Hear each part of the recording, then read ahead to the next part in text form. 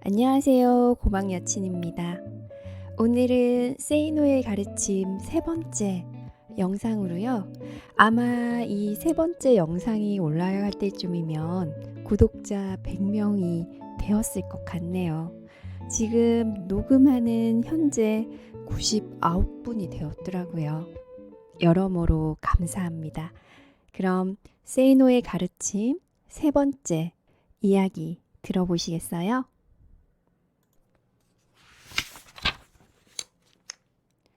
실패하면 제로점으로 내려가라. 왜 큰 부자들은 대부분 하나같이 가난하였던 과거를 갖고 있을까? 어째서 중상층 이상의 가정에서 태어나 부자가 된 사람들보다는 하류층에서 태어나 큰 부자가 된 사람들의 수가 압도적으로 더 많은 것일까? 여러 가지 이유가 있겠지만 중요한 사실은 가난을 일찍 경험한 사람들은 가난하였던 생활 수준이 출발점이었기에 그곳으로 언제라도 되돌아가는 것을 부끄럽지 않게 생각한다는 것이다. 그들은 일이 잘못되어 갖고 있던 것을 모두 다 날리는 실패를 당하게 되어도 제로점으로 되돌아가 재출발을 할 줄 안다. 수없이 많은 부자들이 사업이나 투자에서 실패하거나 홍수나 화재 등으로 전 재산을 날렸다가도 재기에 성공하는 이유가 바로 거기에 있다. 그러나 중산층 이상의 가정에서 자라난 사람들은 대부분 그런 어려움이 닥칠 때 제로점으로 가려고 하지 않는다. 제로점에서 출발하였던 경험이 없는 그들에게 있어서 제로점으로 가는 것은 되돌아가는 것이 아니라 개척하여야 하는 미지의 불안한 공포로 비치기 때문이다. 그리고 바로 그 이유 때문에 그들은 실패에서 헤어나지 못하며 실패 자체를 너무 두려워하다 보니 되는 일도 별로 없게 된다. 나는 중학교 3학년 말 이전까지는 넉넉한 환경에서 살았으나 그 이후에는 허름한 적산가옥, 일제시대에 일본들이 살았던 집에 2층 단칸방에서 가족 7명이 살았다. 고교 시절에 아버지가 돌아가시고 난 뒤에는 가만히 가문 가리개 역할을 하는 재래식 변소를 주인집 식구들과 같이 사용하는 그런 곳에서 월세로 온 가족이 살았다. 그 변소는 여름에는 파리 구더기들이 득실되는 모습이 적나라하였고 노크라는 것 대신에 인기척을 내야 했던 그런 곳이었다. 집주인은 시장에서 순대를 파는 부부였는데 가게를 갖고 있던 것도 아니고 그저 순대를 작은 손수레에 끌고 다니며 파는 수준이었다. 그 주인이 사는 집이라는 것도 높이 1m 수준의 낮은 판잣집이었으니 매일 순대 삶는 냄새가 진동하였다.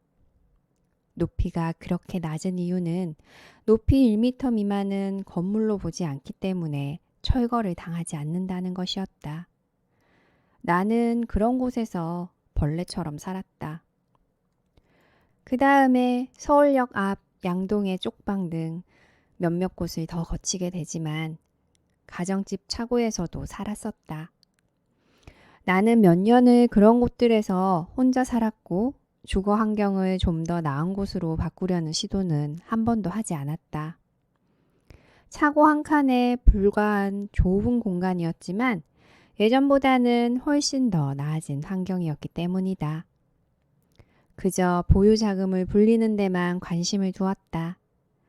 그러다가 28세에 집을 샀지만 1년 후 다시 빚털더리가 되었고 빚은 약 3천만 원 가까이 있었다. 나는 제로점으로 되돌아갔다.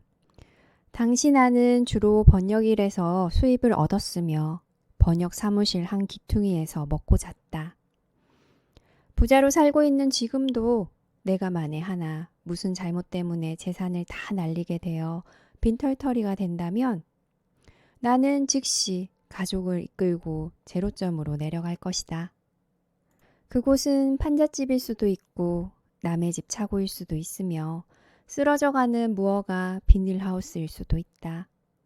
나의 아내는 내가 빈털터리가 되어 망해버렸는데도 넥타이를 계속 걸치고 양복을 입고 다니면서 다단계 판매나 보험 영업 같은 것을 하며 품위를 유지하려고 하는 사람은 아니라는 것을 안다. 아내는 내가 즉시 작업복을 입고 시장에서 노점이라도 할 사람이라는 것을 철저하게 믿는다. 실제로도 그렇다. 나는 언제라도 제로점으로 되돌아갈 수 있다. 결혼하기 전 아내에게 이런 말을 했었다. 나는 틀림없이 부자로 산다. 돈의 생리와 부자가 되는 비결을 알기 때문이다. 그 당시 나에겐 아파트 한 채 값인 3천만 원 정도의 빚이 있었기에 아내는 그 말을 믿지 않았다고 했다. 아내는 순전히 내가 음악을 좋아하는 시티보이라는 이유 때문에 나와 결혼하였다. 둘째 딸이 태어났을 때 이미 나는 자가용 기사를 거느리고 있었고 아내에게 이런 이야기를 하였다. 나는 틀림없이 앞으로 더더욱 부자로 산다. 나는 딸들에게도 그 비결을 알려주고 싶다. 그 비결 중 하나는 낮은 곳에서 살 줄 알아야 한다는 것이다. 그러므로 애들이 중학교 수준이 되면 아빠가 갑자기 망했다고 말하고 거짓으로 재산을 몽땅 압류당하는 것으로 연극을 꾸미자. 그리고 판잣집으로 이사가서 단칸방 생활을 하자. 너는 파출부를 하는 것으로 하고 나는 길거리에서 노점을 하는 것으로 하면 어떨까 모르겠다. 우리 둘은 허름한 옷을 입고 매일 아침 판잣집에서 나와 숨겨놓은 진짜 집에 가서 낮에 있다가 저녁에는 다시 애들이 있는 판잣집으로 돌아가자. 물론 애들에게는 돈이 전혀 없는 듯 처신하고 등록금은 일부러 늦게 주자. 맛있는 것이 먹고 싶으면 우리끼리 몰래 밖에서 외식하고 들어가고 딸들에게는 수제비나 먹이자. 봉투 붙이는 일 같은 것도 가져와 딸들에게 시키자. 이러한 계획은 아내의 반대로 인하여 실제로 실현되지는 못하였고 그 대신 딸들에게 이 세상에서 대가를 얻는 방법에 대하여 가르쳐 왔다. 그럼에도 불구하고 낮은 곳에서의 삶을 체험하여야 나중에 경제적 문제에 부딪혔을 때 지혜롭게 헤쳐나갈 수 있음을 나는 지금도 믿는다. 중산층이나 상류층에서 태어나 비교적 안정된 환경에서 자라난 사람들은 실직이나 투자 실패 등으로 인한 경제적 곤란을 겪게 되면 대부분 빚을 내려고 한다.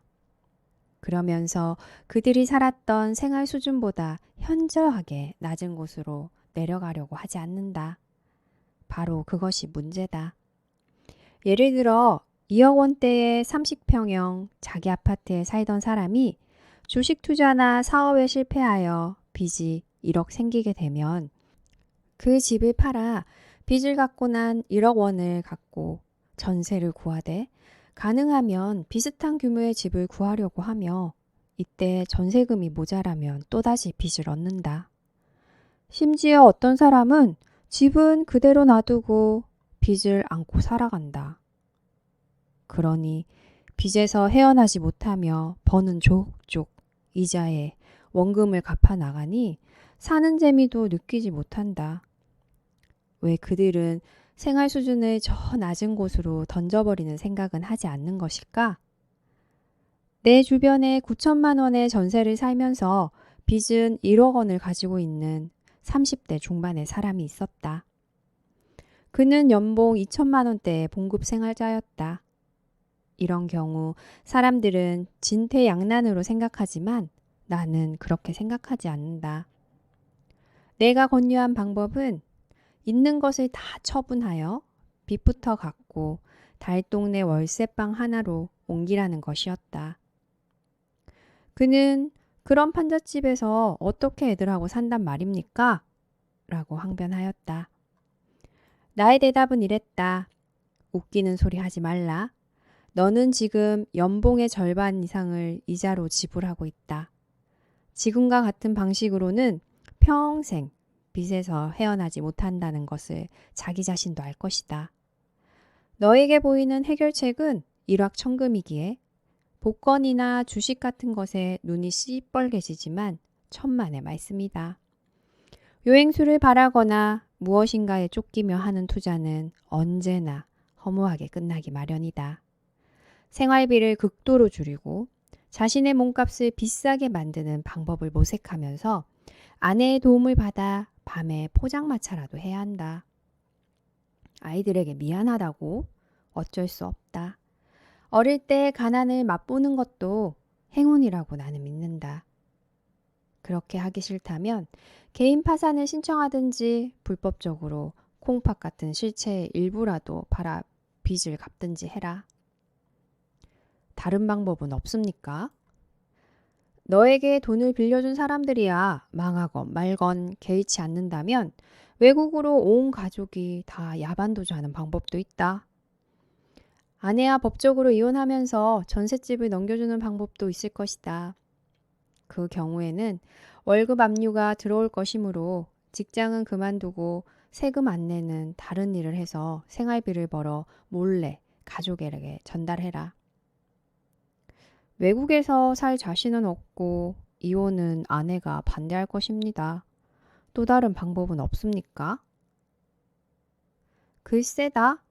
술 한 방울 먹지 말고 아주 예리한 면도칼 하나를 사고 가족 사진을 앞에 놓아라. 그리고 그 사진을 바라보면서 거울 앞에 서서 내 목에 흐르는 핏줄 바로 위에 칼을 갖다 대라. 너야 죽으면 그만이지만 내 가족은 너를 평생 패배자로, 도망자로 기억할 것이다. 그 점을 명심해라. 그래도 죽고 싶다면 되져버려라. 그러나 죽은 뒤 그런 식으로 기억되고 싶지 않다면 죽을 각오로 처음부터 빈손으로 다시 시작해라. 판잣집으로 가서 월세살이를 하란 말이다. 5년만 지나면 모두가 너를 자랑스럽게 생각할 것이다. 왜 재산을 갖고 이민을 간 사람들보다는 빈털터리로 이민을 간 사람들이 그 낯선 땅에서 성공하는 경우가 더 많은가? 밑바닥에서 아무것도 없이 닥치는 대로 아무 일이나 하면서 그곳 사람들의 눈으로 보기에는 아주 낮은 생활 수준으로 살아가며 돈을 모았기 때문이다. 제로점에서 살게 되면 모든 것이 플러스의 희망으로 쌓여만 간다. 돈이 쌓이고 희망이 쌓여간다. 빚이 있는데도 삶의 질과 품위를 유지하려고 들면 그 빚을 갚아야 하기 때문에 돈은 쌓이지 않고 희망은 갉아먹힌다. 마이너스의 희망뿐이다. 그것이 절망이다. 나는 외국인 직원들을 상대로 강의할 기회가 과거에 종종 있었는데 강의 중에 스크래치라는 단어를 즐겨 사용했다. 긁어서 내는 흠집, 긁다, 흠집을 내다 라는 뜻인데 지운다 라는 뜻도 있다. 운동 경기에서 땅에다 선을 그으면 출발선이 되기 때문에 출발선, 출발점이라는 뜻도 있으며 스크래치 얼롱은 근근히 살아가다. From scratch는 출발점에서 맨 처음부터 무에서 라는 의미이며 스크래치업은 돈 같은 것을 긁어 모으다, 푼푼히 저축하다 라는 뜻이다. 미국 속어에서 돈이라는 뜻도 있다. 내가 말한다. 경제적으로 실패하였다면 저 아래 낮은 곳으로 내려가라. 체면 때문에 그렇게 하지 못한다고? 그 체면에 흠집을 내라. 출발점은 저 낮은 곳에 다시 그어라.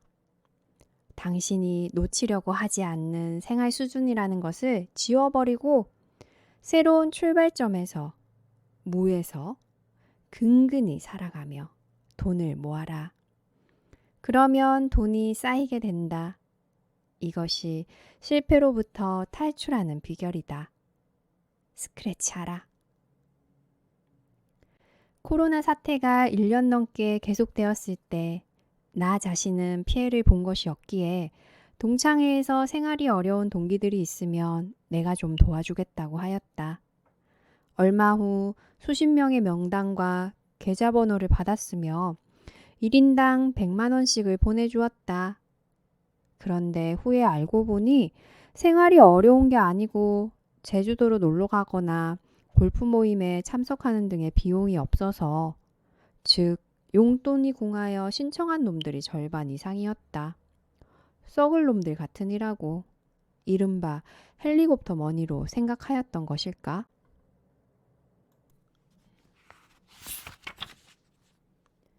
미래를 미리 계산하지 마라. 19세기 말 프랑스의 사회학자 에밀 디르켐은 자살론에서 자살을 세 가지 유형으로 구분하였다.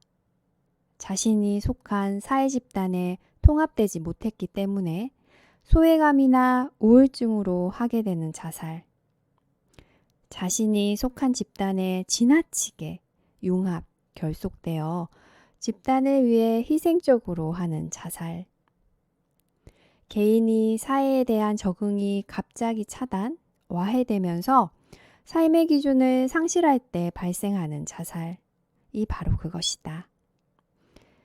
그러나 대부분의 자살은 아마도 이기적인 자살과 아노미 자살이 혼합된 것인 듯 싶다.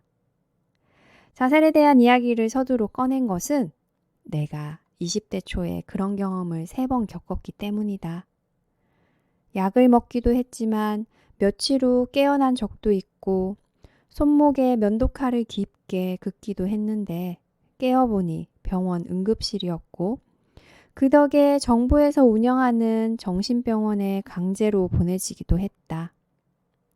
혹시라도 세이노 행세를 하며 사기치는 놈이 있을지도 모르겠다. 나에게는 왼쪽 팔목에 길이 6cm, 4cm짜리 칼자국 2개가 나란히 있다. 면도칼로 그었더니 피가 졸졸 흘러 다시 팍 그었기에 칼자국이 2개가 되었다. 그걸 확인하면 된다. 우울증에 걸렸던 건 아니냐고? 그랬던 것 같다. 내가 극단적으로 우울해진 사건은 군 제대 후 압구정동에서 일어났다. 우연히 그곳을 부잣집 여자친구와 지나가다가 그녀에게 물어보았다. 너는 결혼 후 어떤 곳에서 살고 싶으냐고 말이다. 그녀의 대답은 얼마 전 결혼한 막내 언니가 20몇 평에 사는데 좀 좁게 느껴지므로 자기는 30평 정도가 되면 좋겠다는 것이었다. 나중에 그 동네 아파트 가격을 알아보았더니 30평형은커녕 가장 작다는 20몇 평형 아파트의 전세조차로도 나로서는 평생 못 가질 것이었다. 남산 꼭대기에서 바라볼 때 수없이 널려있는 그 아파트들 중 정말 단 하나라도 내 것이 되는 일은 정말 영원히 불가능해 보였다. 그게 벌써 근 30년 전 이야기다. 10몇 년 전 음향기기 사업을 했을 때 왜 그랬는지 기억이 나지 않지만 고아 출신의 한 젊은 직원을 고층 건물 옥상으로 데리고 올라가 방거리를 보여주면서 저기 저 성냥갑 같은 수많은 아파트들 중 내가 들어가 쉴 곳이 하나도 없어 보이지? 라고 물은 적이 있다. 내가 과거에 그랬듯이 그 역시 같은 생각에 절망하고 있었다. 그리고 그날 밤 나는 그에게 많은 이야기를 해주었다. 그는 내 밑에서 3년 정도 일을 어떻게 하는지 배웠고 그 뒤 독립하여 줄곧 용산에서 1인 비즈니스를 해왔는데 5, 6년 전에 결혼도 하고 아파트도 장만했다는 말을 들었다. 그는 아직도 용산 전자상가에 있다. 지금 당신에게 하려는 이야기는 바로 건물 옥상에서 수많은 아파트 불빛들을 바라보며 내가 그 직원에게 건넸던 말들이다. 사람들은 하면 된다라고 말하지만 나는 도무지 할 것이 없었다. 뭘 하면 된다는 것인지 도대체 알 수가 없었다. 군 제대 후 기술이 있는 것도 아니며 대학생도 아니었다. 홀로 세상에 던져진 가난한 청년에게 하면 된다는 말은 정말 사기나 다름없었다. 아침 햇살을 가슴 벅차게 안고 싶었지만 아무것도 가진 건 없는 나에게 기다리고 있는 것이라고는 지긋지긋한 가난이었다. 라면 살 돈도 없어서 라면 스프만을 얻었다가 양은 냄비에 물을 붓고 연탄불 위에 끓인 뒤 거기에 다 식어 빠진 밥을 김치도 없이 계속 먹어보아라. 무슨 희망이 있다고 살맛이 나겠는가. 그 시절의 나에게 하면 되는 것이라고는 뜬구름 잡는 책들을 책방에서 선 채 다리 아프도록 읽는 것과 마스터베이션 뿐이었다. 그나마 마스터베이션이라도 되었으니 다행이었는지 모르겠지만 결국 절망감, 고독감, 외로움, 열등감, 상황 도피, 삶의 기준 상실, 그 모든 것들이 복합적으로 작용하여 자살을 생각하였고 그것이 거듭 실패하자 이 족같은 세상에서 이왕 살아야 한다면 내 팔목에서 쏟아진 피보다 더 진하게 살아보자고 결심한다. 그리고 은연중에 피보다 진하게 살자가 나의 좌우명 비슷하게 자리 잡았다. 정신과 의사들은 우울증에 걸려 자살 충동을 느끼면 상담을 받아야 한다고 한다. 지금은 어떻게 하는지 모르지만 과거에는 중증의 우울증 환자인 경우 머리에 강한 전기 쇼크를 주어 잠시 죽였다가 실험실 개구리 뒷다리처럼 온몸에 발작이 일어나면서 얼굴이 보랏빛으로 변하면 다시 살려내는 그런 치료법이 종종 사용되었다. 23살의 어느 우울한 봄날이었다.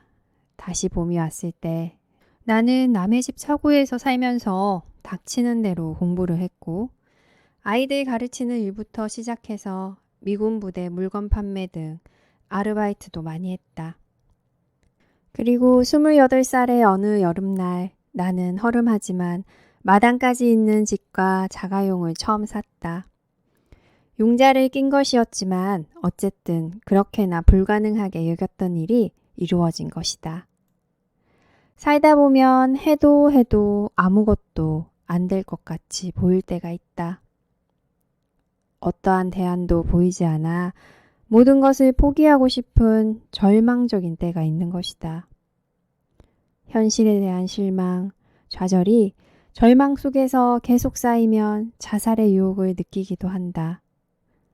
그러한 경우 자살은 함부로 저지르는 무의미한 행동이 아니라 오히려 개인이 처한 고통이나 위기 상황, 상실감 등으로부터의 탈출구로 잘못 여겨지기도 한다.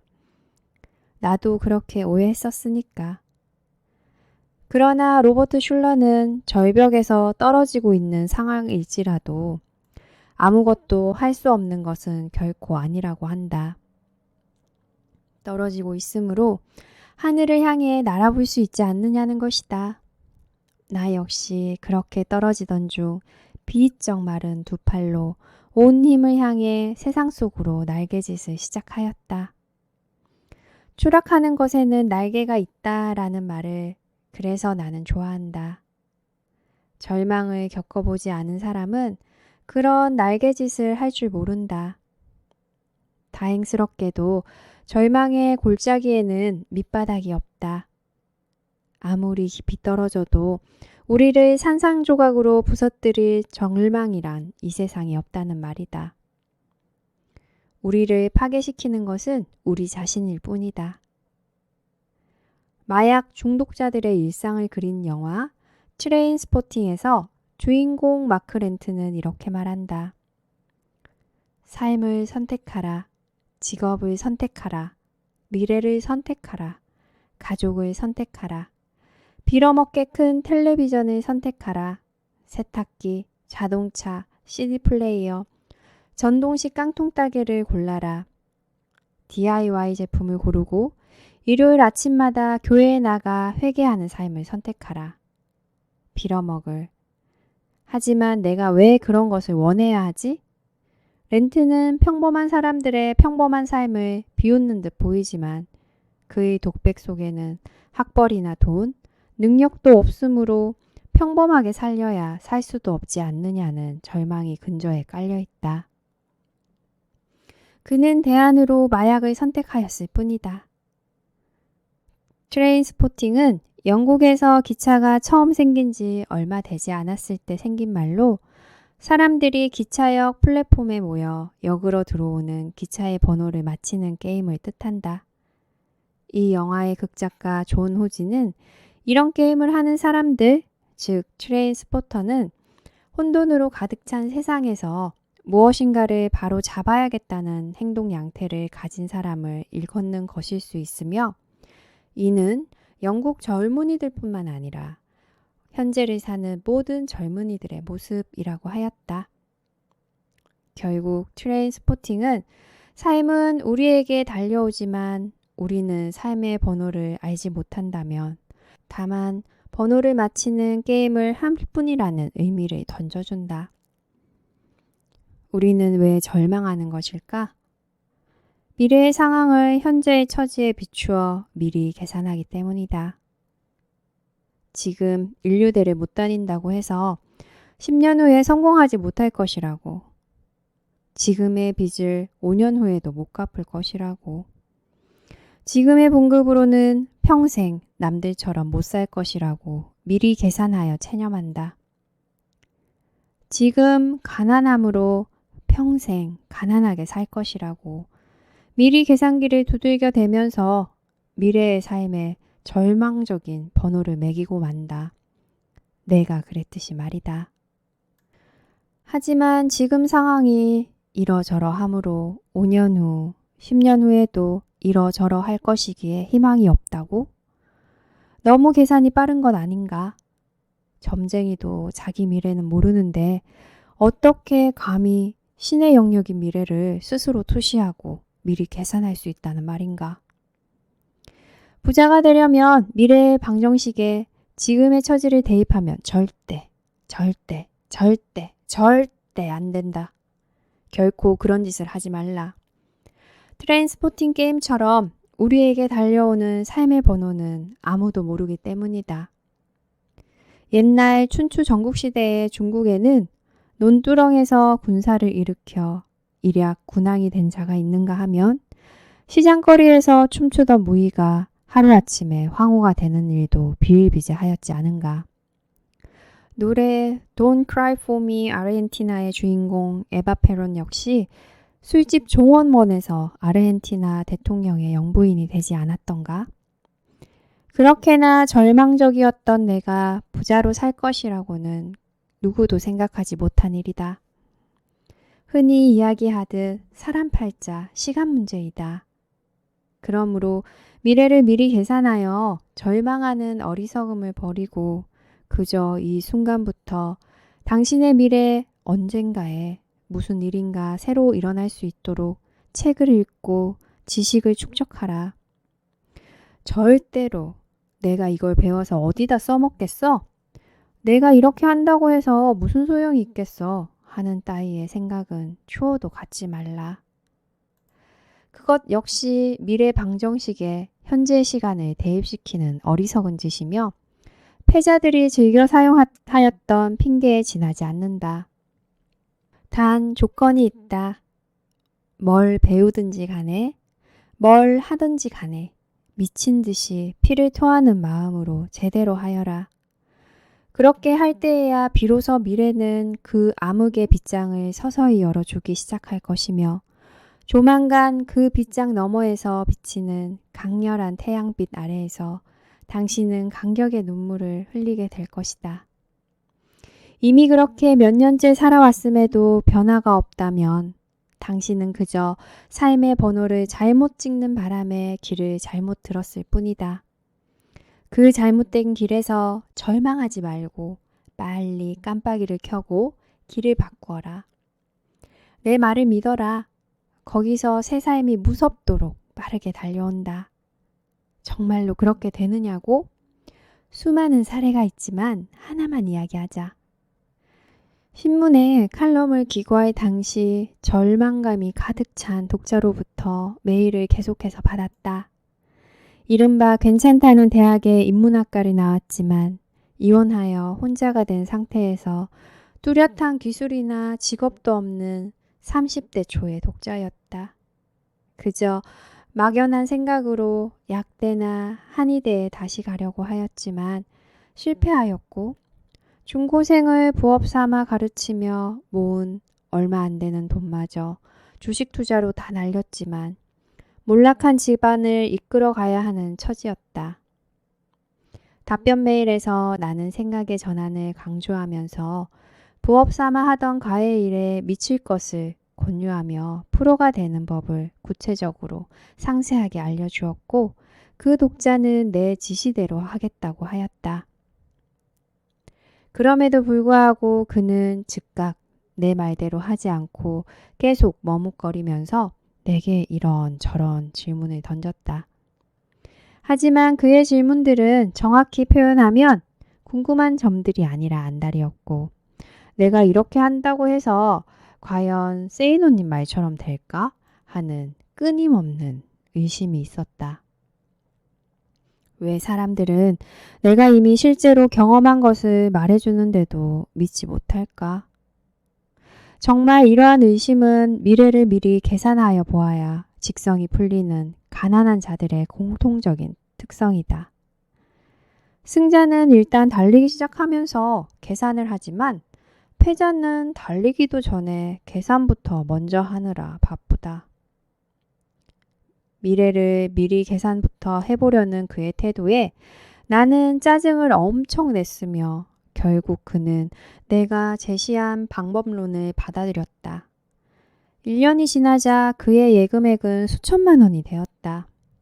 그리고 다시 1년이 채 못 돼서 그 금액은 2억 원이 되었고 거기서 다시 6개월여가 지나자 그가 내게 보고한 예금액은 3억 원에 달하였다. 물론 내가 아주 약간의 재테크 조언을 해주기도 했지만 그는 더 이상 내 조언들을 의심하지 않았다. 좀 더 자세히 알고 싶다고? 그 독자의 프라이버시와 세무서 때문에 안 된다. 내가 꾸며낸 이야기가 아니냐고? 야, 이 닭대가리야. 내 주변에 그런 사람이 한두 명인 줄 아느냐? 쯧쯧. 위의 글과 관련하여 내 생각이 요즘도 마찬가지인지를 묻는 독자들이 있다. 나 같은 베이비붐 시대에는 산업화 시대를 거치면서 자산 형성이 비교적 손쉬웠으나 지금은 아파트 가격이 엄청나게 뛰어오르는 절망의 시기인데 여전히 미래를 미리 계산하지 말라는 말이 맞냐는 것이었다. 내 대답은 동일하다. 지금 시기에도 미래를 미리 계산하지 말아라. 끝없이 올라갈 것만 같았던 부동산 가격도 이미 2022년 중반부터 하락 일변도로 바뀌었지 않은가? 가까운 10여 년 전하고 비교하여 보자. 2006년부터 2008년까지 부동산 가격은 최고 상승을 이어갔다.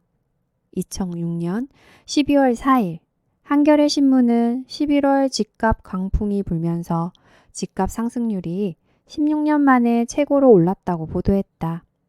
하지만 2009년 말부터는 아파트값 하락세가 본격화된다는 뉴스가 나오기 시작하였고 2010년도부터는 집값이 하락하는 가운데 전세만 강세로 이어지는 현상이 지속된다. 즉 2010년부터는 집값이 안정적이고 실업률도 낮았는데 그때는 희망이 넘쳐났을까? 한겨레 21에서 2010년 4월에 발표하였던 탐사기획 영구 빈곤 보고서를 보자. 그 보고서의 서두는 이렇게 시작된다. 지금은 가난해도 열심히 일하고 자식 교육을 잘 시켜 나중에는 혹은 내 자식들은 잘 살 수 있도록 하겠다는 희망의 절대 빈곤은 사라졌다. 그 자리에 나중에도 혹은 내 자식들도 남들처럼 잘 살기는 어려울 것 같다는 절망의 상대 빈곤이 자리 잡고 있다. 세상에 대해 분노를 느끼는가? 노인 더하기 성인 자녀 가구의 23.1%가 그렇다고 답했다. 노력해도 가난에서 벗어날 수 없다고 생각하는가? 노인 더하기 성인 자녀 가구의 58.5%가 그렇다고 답했다. 같은 응답을 한 노인 가구는 48.8%였다. 부자들에 대한 부정적인 인식과 세상에 대한 분노를 묻는 질문에서도 노인 더하기 성인 자녀 가구는 노인 가구보다 강렬하게 응답했다. 노인 더하기 성인 자녀 가구의 38.5%는 부자들이 불법, 편법으로 돈을 번 것으로 생각하고 있었다.